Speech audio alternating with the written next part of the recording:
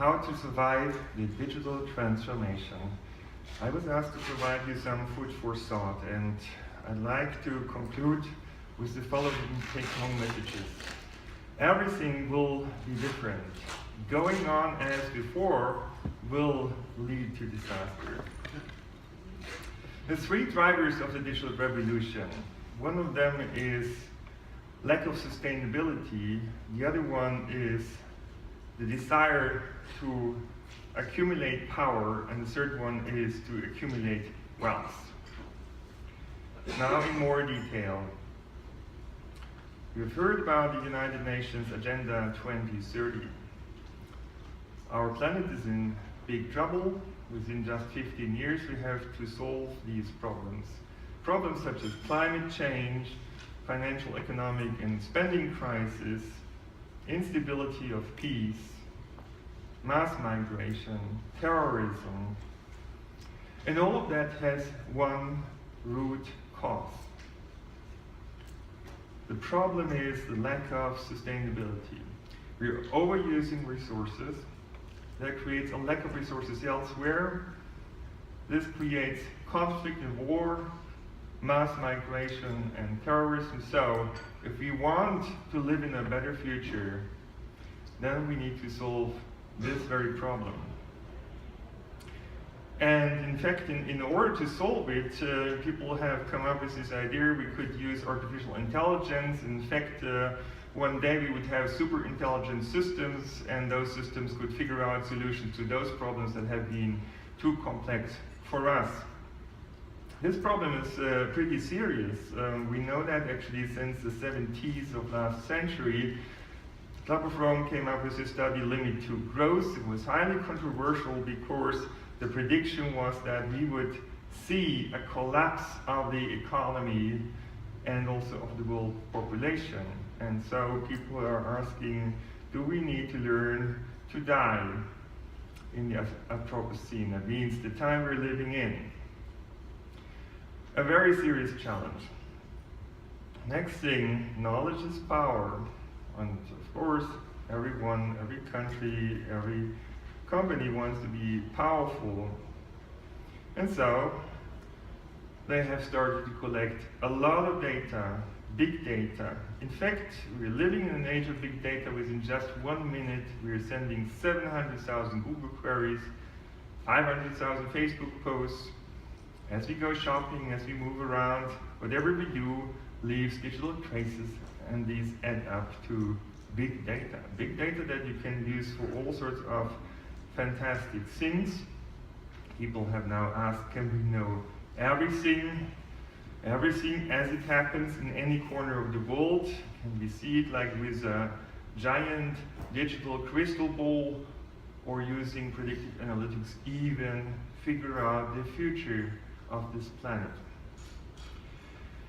Well, it turns out though that actually we are rather experiencing a perfect storm. The digital revolution came up within just a few years with social media, with big data, with cloud computing, with artificial intelligence, cognitive computing, with virtual reality, with blockchain technology, and this is not all.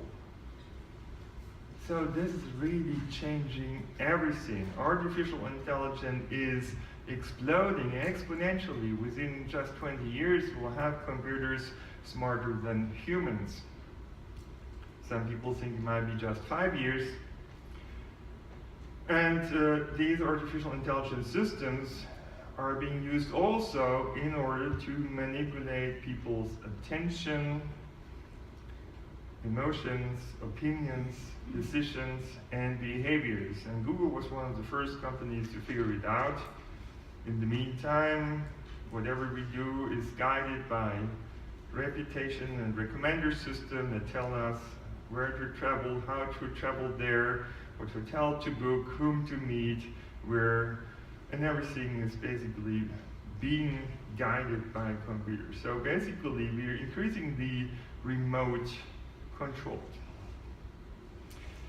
And in fact, the idea was taken kind of to the extreme There's some people who think we could run the world like a giant chessboard.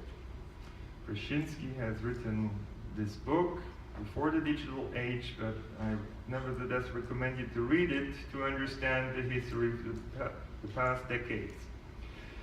Well, if the world was a giant chessboard, then we would want to build a giant chess computer. We know that computers are better than the best chess players in the world already since a couple of decades. So it would really come down to building a chess computer that would move everyone around. I mean, we would be the pieces of that big game, right? And in fact, there are platforms that have been built, such as Sentient World, that are aiming exactly at such a thing. So they have built a digital copy of everyone, and most likely your company as well. But it turns out that this automation of the world, as it seemed to be possible, isn't working out well. And this is so because the rules are being changed. And for that reason, Brzezinski had to give up on this idea of this global empire ruled by information.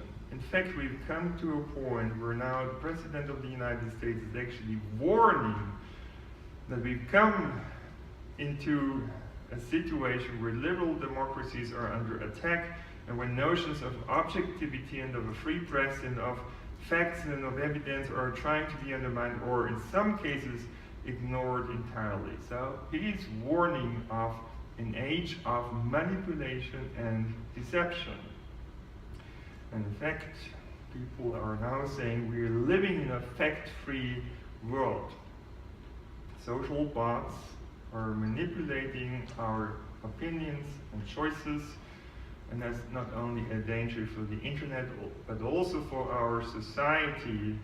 For example, the Brexit vote was influenced by social bots. And we know that this broke Europe apart, so it has created a large damage, and it has also created a large negative impact on markets. So 3 trillion were lost in just one day. Now you can understand much better why people like Elon Musk are actually warning. I think we should be very careful about artificial intelligence. If I had to guess at what our biggest existential threat is, it's probably that. And he hasn't just warned of such a thing, he's also taken action. He's invested $1 billion into OpenAI because he believes that AI should be an extension of individual human wills and in the spirit of liberty, as broadly and evenly distributed as possible. He's also hinted us at the situation that somehow we have built a matrix. We're locked in the matrix in a computer simulation in a sense. And in the meantime, there are many tech billionaires actually convinced of this, and they're secretly funding scientists to help break out of this matrix, these filter bubbles that have been created that limit our thinking.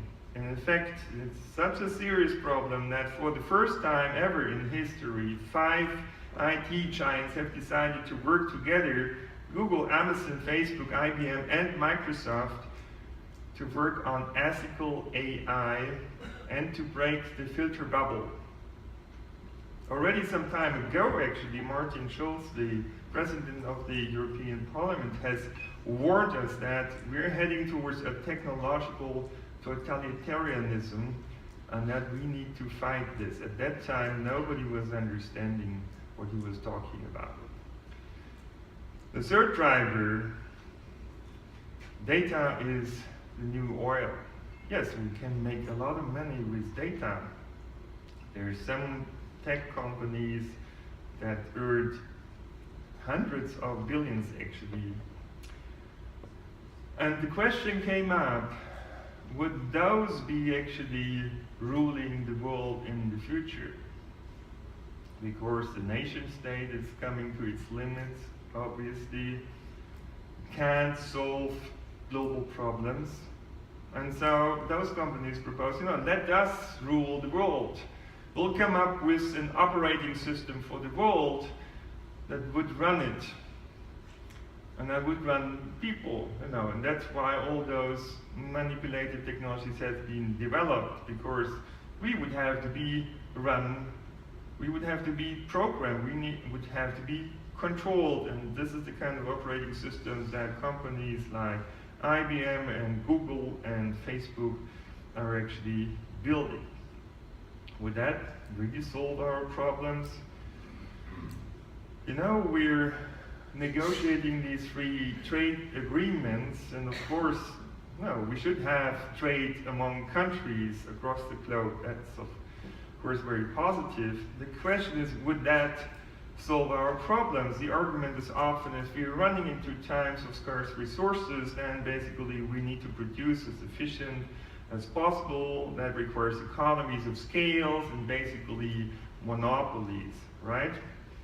But the problem with monopolies is potential misuse of power, too big to fail problems, and most importantly, low innovation rates. If there wouldn't be small and medium-sized companies that are highly innovative, that they could buy, they would run out of ideas very quickly.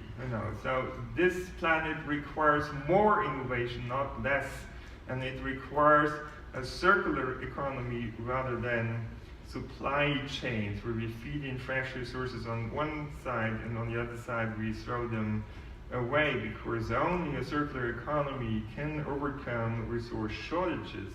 Reuse of resources can save us. Besides that, the idea that the benevolent dictator approach, be it by governments or by companies, actually hasn't turned out to be superior. So there is no empirical data supporting this idea. And in fact, globally, we have actually come to a limit. So somehow we need new ideas. It's actually, one of the reasons is the level of inequality that has occurred in the world. Buying power is not big enough anymore to sell as many products as companies would like to sell. So it's not only bad for customers, but also for companies and those who own the companies. Inequality, nothing against people who are rich, but the level of inequality we have right now is actually strangling our economic development. And that's why actually in the United States, some notable people have come up with this open letter on the digital economy, where they're requiring a new approach, because the digital revolution has helped just some people to become rich, while the lower and middle class actually see deteriorating wages since decades. And they're demanding an information ecosystem approach, an approach that is sufficiently open, and I will come back to this. So there's a hidden danger of big data, which is that we would control the world too much, and we couldn't think out of the box anymore to come up with really fundamental innovations that would solve our problems. Now, the digital revolution will really change everything, as I told you before. Let me play you this video. So I'm very excited about the opportunities. I'm also concerned about the problems. The problem here is that every area in blue on this map is somewhere where services are over 80% of employment. What are services? These are services. These are also the exact things that computers have just learned how to do. So 80% of the world's employment in the developed world is stuff that computers have just learned how to do. What does that mean? Well, it'll be fine. It'll be replaced by other jobs. For example, there'll be more jobs for data scientists. Well, not really. It doesn't take data scientists very long to build these things. For example, these 4 algorithms were all built by the same guy. So if you think, oh, it's all happened before, we've seen the results in the past of when new things come along and they get replaced by new jobs, what are these new jobs going to be? It's very hard for us to estimate this, because human performance grows at this gradual rate. But we now have a system, deep learning, that we know actually grows in capability exponentially. And we're here. So currently, we see the things around us and we say, oh, computers are still pretty dumb, right? But in 5 years' time, computers will be off this chart. So we need to be starting to think about this capability right now. We have seen this once before, of course. In the Industrial Revolution, we saw a step change in capability thanks to engines. The thing is, though, that after a while, things flattened out. There was social disruption, but once engines were used to generate power in all the situations, things really settled down. The machine learning revolution is going to be very different to the Industrial Revolution, because the machine learning revolution, it never settles down.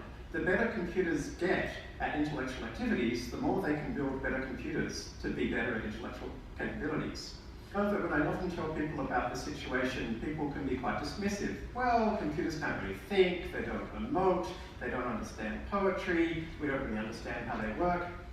So what? Computers right now can do the things that humans spend most of their time being paid to do. So now's the time to start thinking about how we're going to adjust our social structures and our economic structures to be aware of this new reality. So we need to reinvent society, nothing less than that. We've seen that actually different sectors of the economy have been mixed up within just a few years. Uber has been challenging the transportation business worldwide. Now, the biggest company in this area. Airbnb doesn't own any hotels or even hotel beds, but it's selling most stays overnight. And then there's Bitcoin challenging banks. And now we have 3D printers that can build entire houses. There's one hotel, 57 levels high, that has been built within 3 weeks' time. And the guy who built it wants to build the highest building in the world within just 1 week. Now, the Berlin airport could certainly benefit from this technology, I guess. So what we can surely say that we're seeing a historical transformation of our economy. We've seen such transformations before, from the agricultural society to the industrial society, and from there to the service society. Now we'll see a transformation to the digital society. About 50% of today's jobs will be gone in a couple of years, experts say. In some countries, youth unemployment has already skyrocketed and reached levels beyond 50%. And of course, that is endangering social peace. And it's not only bad actually for employees, it's also bad for companies, because 40% of today's top 500 companies will be gone in 10 years, statistics says. Many cities are bankrupt, many countries are more or less bankrupt. So we see that the system we're living in is coming to an end. Expect disruptive innovation. This is a picture that some of the venture capitalists are having in their offices. This is how they think about their job. So, should we keep on spending money on fixing the old system, as we've done that since 2008 when the financial crisis started? We've pumped billions, trillions into kind of fixing the old system, or should we build actually a new system for the future? I think that would make much more sense. Remember what Obama has just recently said: we must remake society in the coming age of AI. So the economy will change fundamentally, the society will change fundamentally. Our society is at a crossroads. The United States has been betting on forecasting with those crystal ball technologies. Japan, in contrast, is working on a backcasting approach. They're trying to figure out where their society wants to be in 20 years from now, and then figure out how to get there with the technology that's available and that can be built in that time. I actually believe in the second approach, so we need to make up our minds where we want to be in 20 years' time and push things ahead. We need to be aware that we cannot solve our problems with the same kind of thinking that created them. We need a paradigm shift in thinking. Actually, the game has changed. We still think this is the game we have to play, but in fact, it looks different. We need to learn the new rules of the new game to be successful.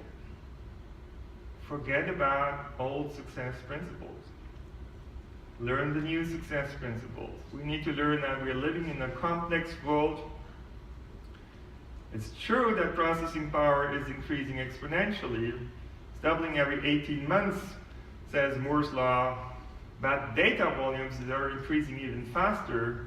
Doubling every 12 months, will be every 12 hours in the future.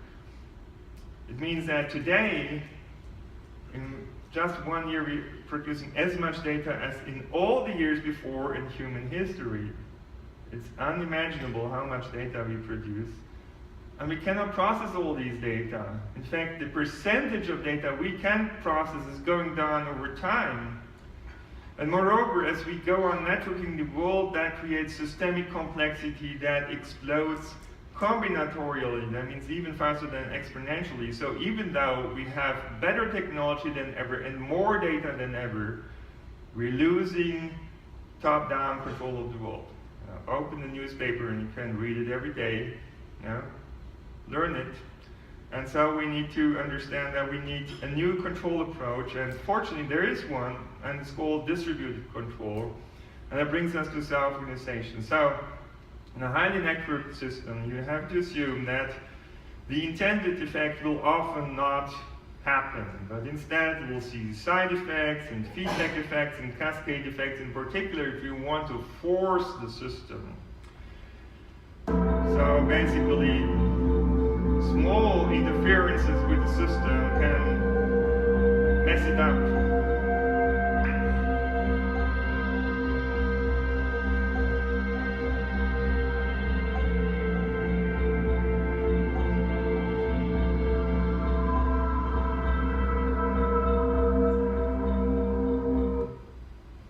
We've seen such a thing when the financial crisis cascaded and basically created trouble in the entire world. Now, we need to realize that society cannot be steered like a car. Interactions lead to unexpected and unintended effects, such as these phantom traffic jams. People have all the information they would need, they have a good education, they have good technology, but something happens here that everyone wants to avoid. It's called systemic instability, and how do we fix this? Mass surveillance won't fix it, and we'll just tell you when it happens. We'll see when it happens, but in fact, to fix it, you need a different approach. So, in order to demonstrate the principle, I'm showing you here a simulation video that demonstrates you that we have mathematical equations that allow us to understand the problem, and we can simulate it in a computer. And that understanding can actually help us to find solutions. So once we're sufficiently annoyed of that traffic jam, we'll get out of this car and we'll see that it's actually a few cars that are trying to enter the freeway that are producing small disruptions, and those are being amplified, and that creates eventually the stop-and-go traffic. Now assume that we would equip 40% of cars with radar sensors that measure the distance and relative velocities, and we would use that information to drive those cars automatically in a slightly different way from humans, in such a way that the traffic flow would be stabilized and the capacity slightly increase. And as you can see, even though the same number of vehicles enters the freeway, we managed to get rid of the traffic jam. And that doesn't require a traffic control center, interestingly enough. It just requires to change the interaction mechanism. That's called mechanism design. So the success principle is that we would gather real-time data and create suitable real-time feedbacks to create these kind of interaction that would produce the desirable outcome by self-organization, like magic. And that can be applied actually on multiple levels, from a department of a company to a supply chain to the entire world. But it leaves sufficient degrees of freedom for creativity and innovation. So that's kind of a market system rather than a command economy. And the very same approach actually turns out to be also very efficient for cities. So when we have traffic flows control the traffic lights rather than the other way around, this flexible adaptation to the actual local needs improves the traffic situation for all modes of transport and also for the environment. And we also see that these decentralized approaches become more popular in electrical power grids. Keyword is smart grids. And it's also becoming interesting for the Industry 4.0, where the products can now, within the Internet of Things technology, talk to the machines, and they can talk to other products and say, hey, let me overtake, I need to be delivered soon. And all these kind of things are now possible in a decentralized way, so we can build self-organizing factories. And the very same approach can be efficient also for our society. Self-governments can be efficient given proper design principles, says Nobel Prize winner Elinor Ostrom. So we're at the beginning of a new age. An age where overregulation would be replaced by design of systems for self-organization.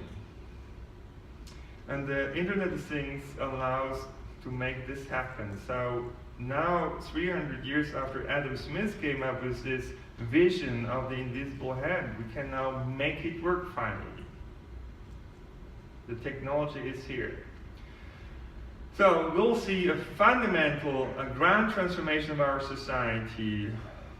In the past, the principles of globalization, optimization, and regulation have served us well. Now we need additional new success principles to lift us to the next level of the economy and society. And this is co-creation, co-evolution, collective intelligence, self-organization, self-regulation. So if you want to be successful in this new game, you need to learn new tricks. So digital transformation is just one part of this grand transformation. It will be a triple transformation. I told you this digital transformation is driven by automation. 50% of all jobs will be gone.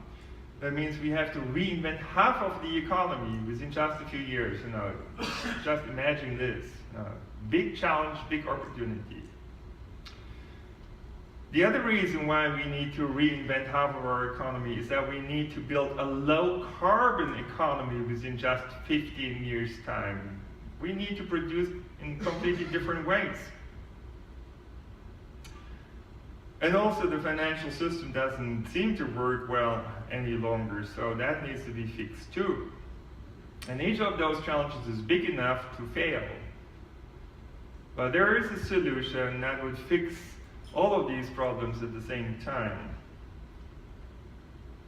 I'm trying to describe this in my papers. For example, this one, I'll give you a vision of where we would need to go. I do think we need a new financial system.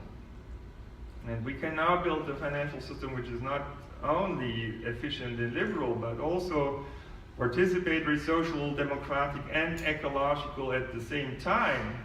How would that work? We're working on an open source project to demonstrate this. We're in the beginning, but anyway, it's quite a promising project. It's called NobusNet, and it's using Internet of Things technology, such as the sensors that are in smartphones, in order to build jointly a global measurement system run by the people, for the people, data created for the digital economy and society by all.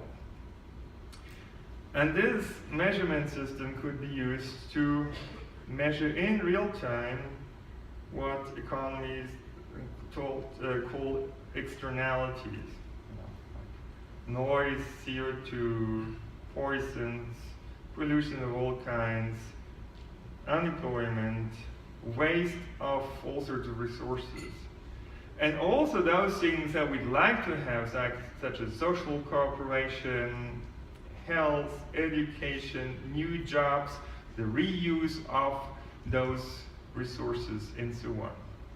So all of that would get a price or a value, and so we would build on this data a multidimensional incentive system. If you want, that would add a couple of new financial markets to the financial system that we have today.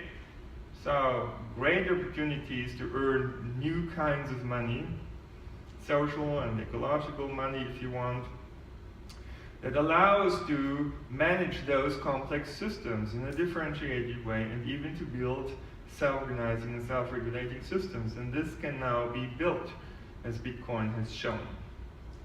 And I think this system would basically be the public infrastructure to catalyze the digital economy in society, and should be governed jointly by politics, business, science, and citizens.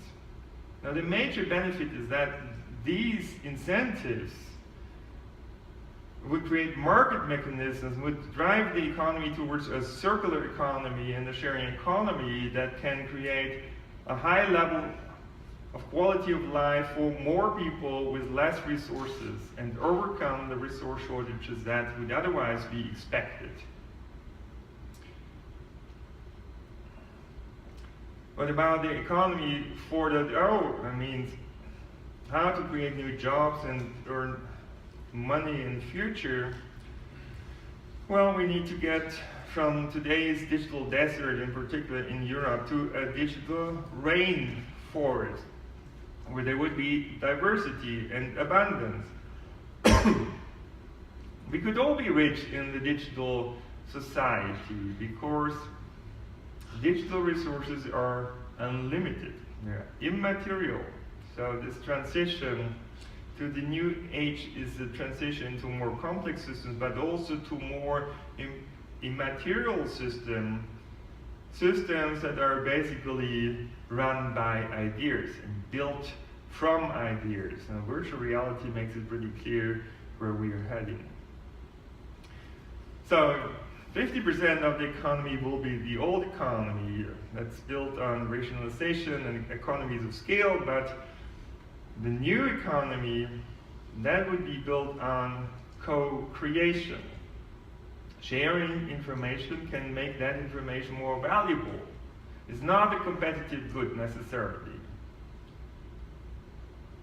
These digital goods work in entirely different ways, and in the past we've been fighting for limited resources. If I wanted to have more resources, I would have to take it away from somebody else. That creates conflict and war.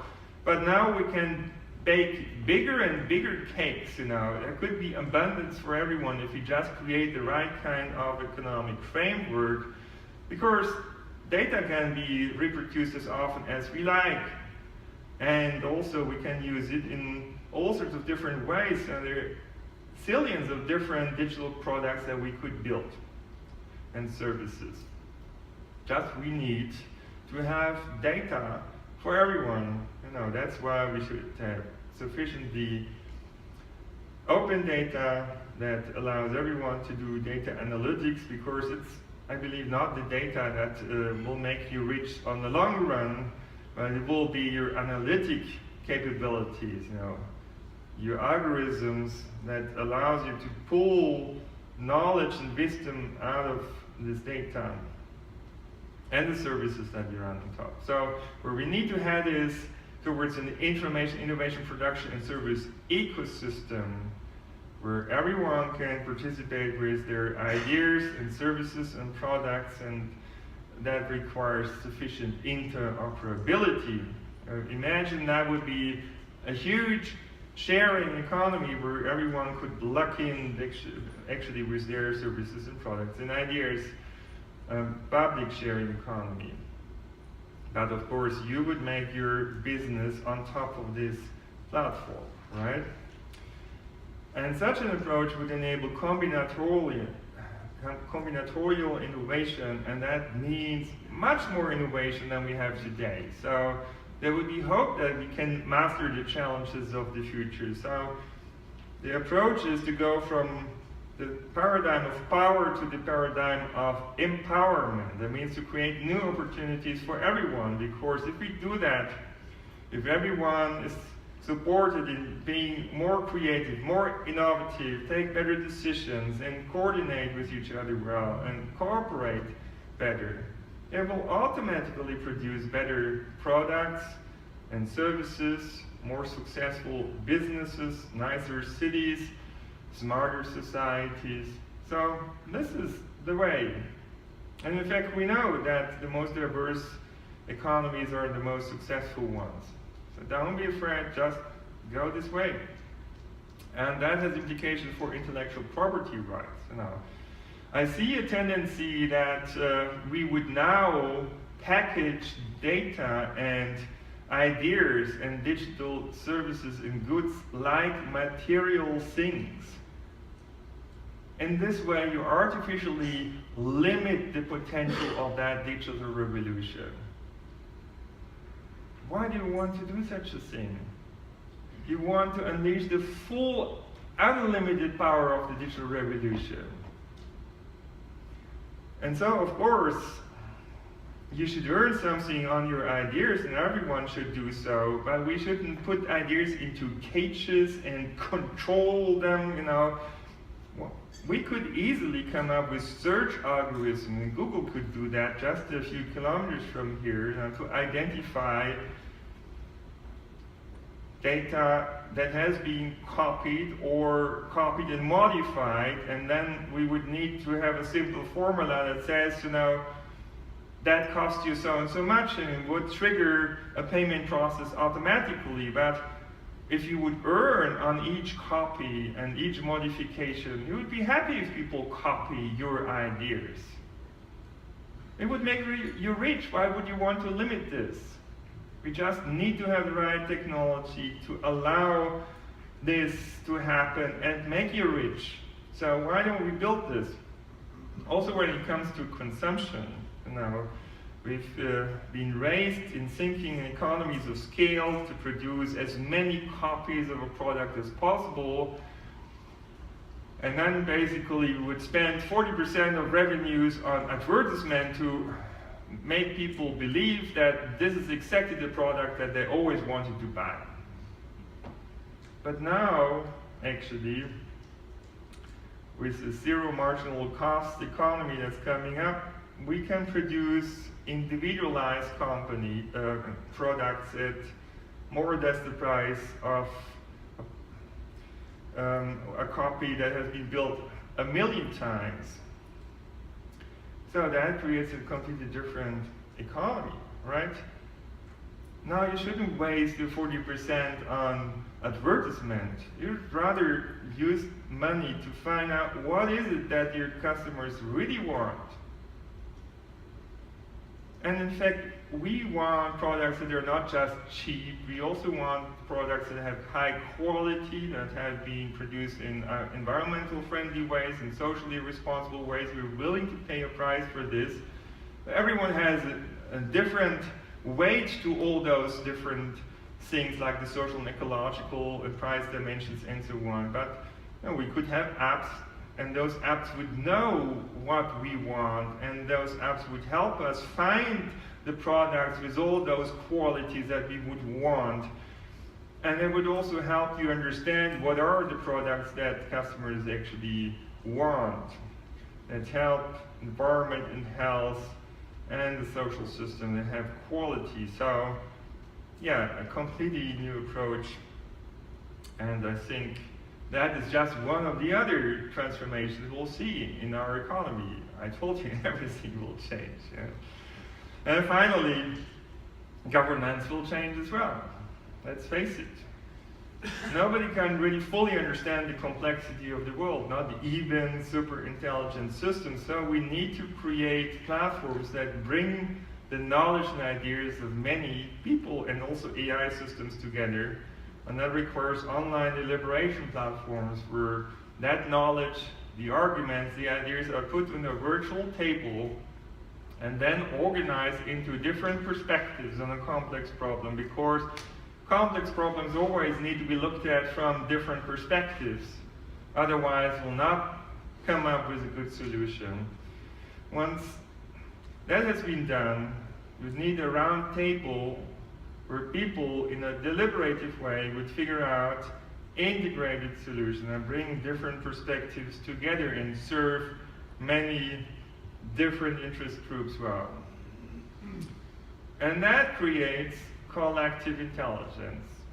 Now, the fascinating thing about collective intelligence is that it creates solutions that are better than the very best individual solution. Have a look at the Wikipedia on the Netflix prize. It's extremely interesting, you know. Here, $1 million was promised to the team that would come up with a solution that improves the solution of Netflix by 10%. It's a predictive analytics application, big data application. There were hundreds of teams and thousands of proposed solutions. Nobody fixed this problem within 2 years' time. Until the best team decided to average their solution with solutions of inferior teams, you would think that would have made their solution worse. Just on the contrary, immediately they won the prize. Other teams did the same, immediately they reached the same performance. So collective intelligence is what we need. We need to get beyond yes-no democracies. We need to get beyond market incentives that would create herding effects. We have figured out how to do that. What would be the incentive systems that would help us solve complex problems much better than today? And what we need is not a one-dimensional optimization of, say, economic efficiency, but really the consideration of many different things that matter to people, to society, and to the economy, to allow many people and companies and interest groups to thrive. And that's the heart of digital democracy. So I'm concluding by saying it's a combination of smart technologies and smart people that create smarter societies.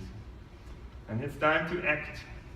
We now need to build the economy 4.0 and the society 4.0. We have now the science for this. We have the technology, finally, but we have just 15 years, according to the United Nations. So it takes powerful and visionary people like you to create a suitable framework for the future. Let's do that together. Thank you.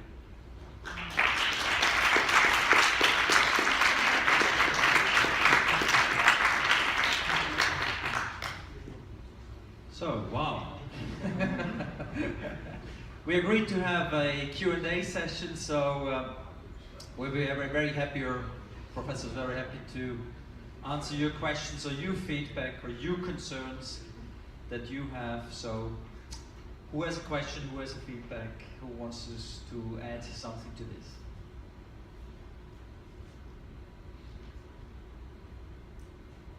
Who has understood the speech?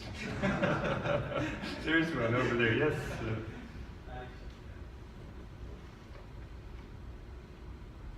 Thank you. Is it working? Yes. Yes. Thank you and good morning. Thank you very much for your presentation. I'm Alicia Montalvo from ICEX, Spain. And I think that your presentation has been very challenging, and so thank you very much. And there are many issues here, but I have perhaps just a simple question, which is how do you consider that the education for young people could help to overcome these risks, this situation regarding the AI? What should we do to really help the new generations, and then also to manage our everyday business to overcome these risks? Is there anything we can do? Right.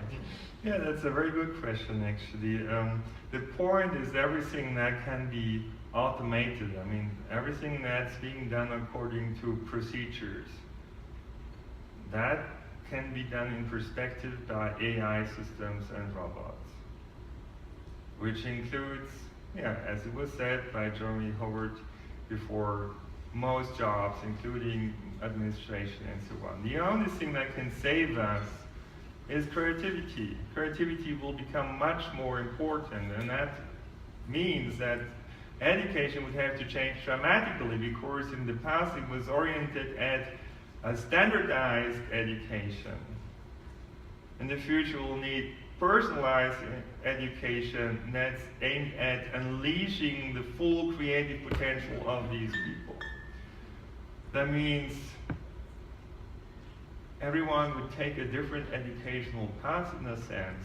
Teachers would help to reflect on the talents of every individual pupil and help them unfold those talents in their way.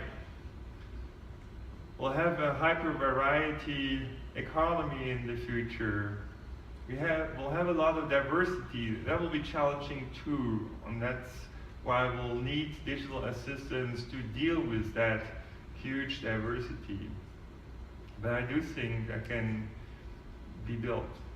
We'll see that people will use MOOCs and online learning platforms, also interactive ones like virtual world platforms, in order to learn things that we have understood yesterday in our research projects could be basically taped into a small MOOCs and shared with millions of people the very next day. Science could work in a completely different way, in a collaborative way. At the moment, it basically works like, okay, we're trying to figure out what are the problems that we haven't paid enough attention to. That requires a few years. Then you come up with a budget to call for proposals.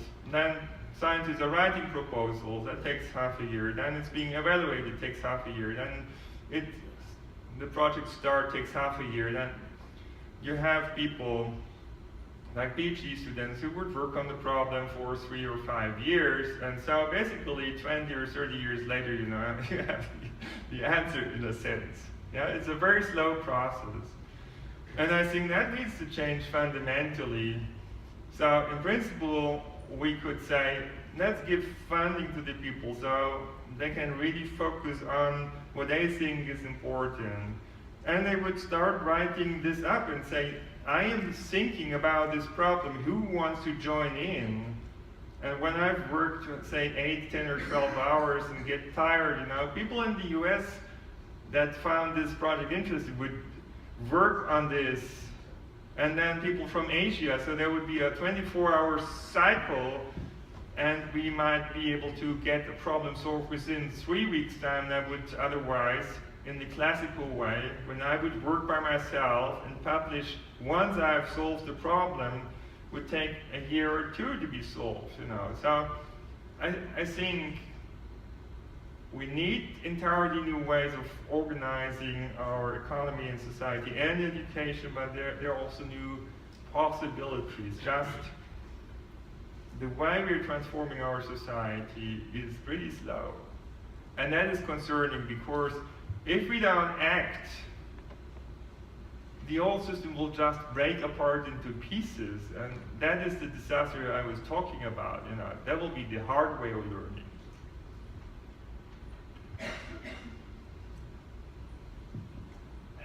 Professor Helbling, Daniel Künk, my question, actually I have 2 questions. The first is, can this all work in individual parallel streams, or does it have to be controlled, coordinated in one way or another, and how could that be imagined?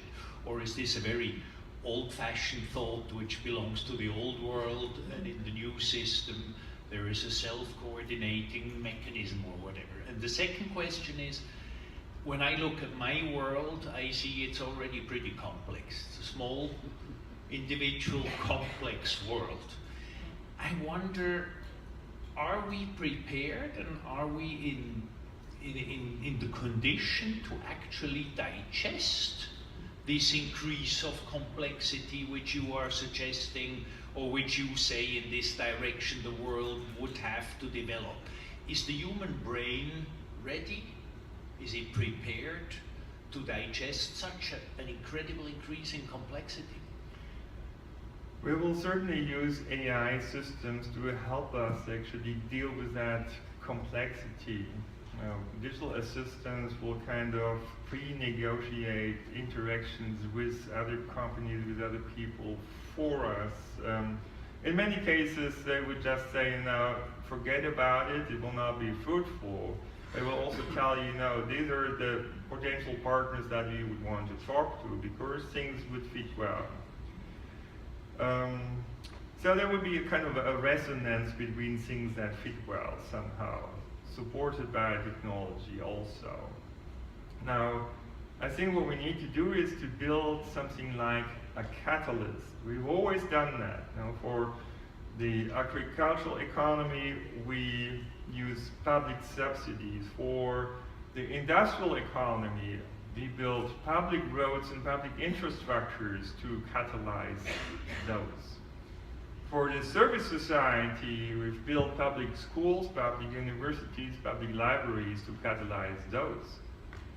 So we need to build a catalyst for the digital economy, right? And it's clear we would all need access to much more data. We would all need platforms that help us to coordinate and cooperate, right?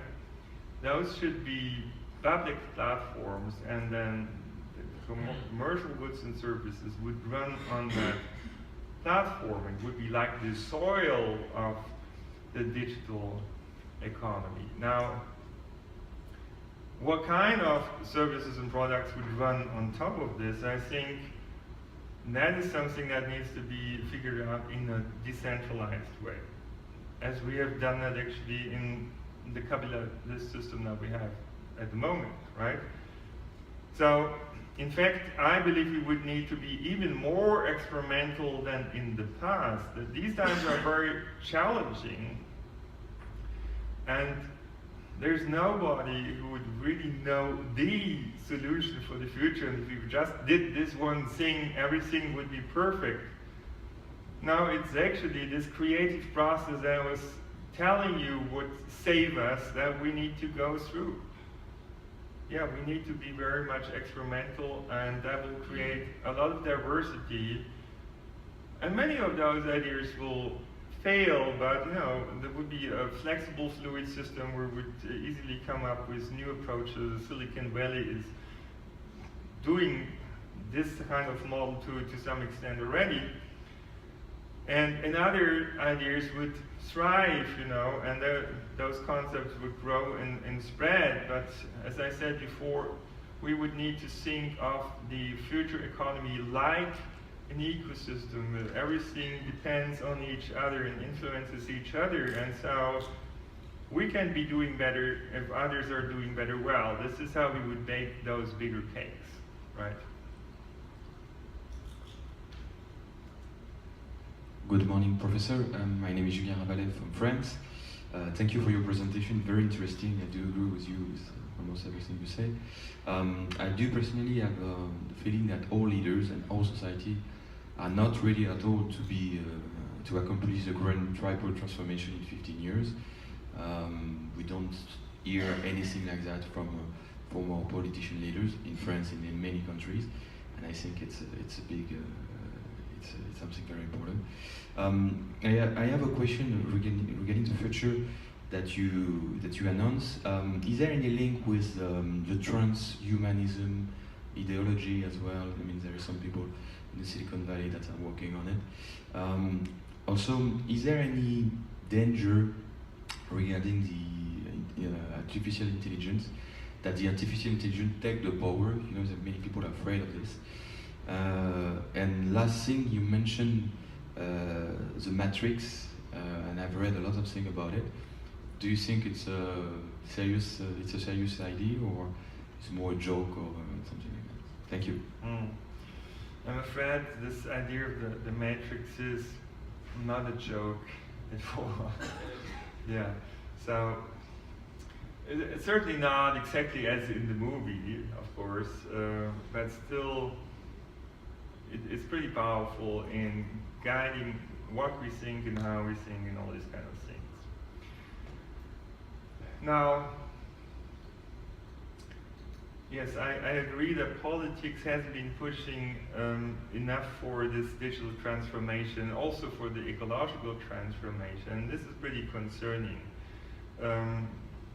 But this problem has been driving actually what happened on this planet already for some time, right?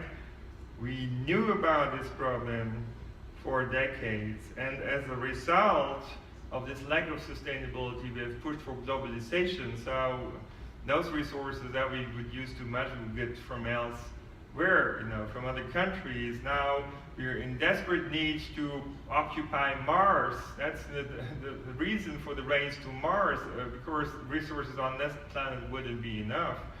And then basically people came up with all sorts of new energy technologies and genetically modified food and AI basically to address those issues over here. But it's not really going to the heart of the sustainability problem. And it has brought us from one ethical challenge to the next ethical challenge. So basically, as you say, once AI is becoming powerful, we would start to think about transhumanism and, basically implant chips into human brains and also genetically modify people in order to make their brains more powerful and make people competitive with AI systems. So somehow we've gone from one ethical challenge to the next one, and things became worse and worse because we haven't really focused on the core of the problem. We haven't understood what was really kind of the goal of the game we are playing on this planet Earth, in a sense, which is kind of fix this. And I think it can be fixed, and can be fixed with technology, but we need to think about this planet in a different world. We need to learn that, we need to love this planet and everyone else and live in peace with people. And if we are collaborative, and that technology that I was talking about allows us to do so, and really to make more out of limited resources so everyone can thrive. Once we have come to this level, we have solved the game. And imagine our life on Earth was like a computer game, right? So once you have solved kind of the problem, then you get to the next level of the game. And this is what we're talking about. This new era is like learning the challenge of the game and getting to the next level.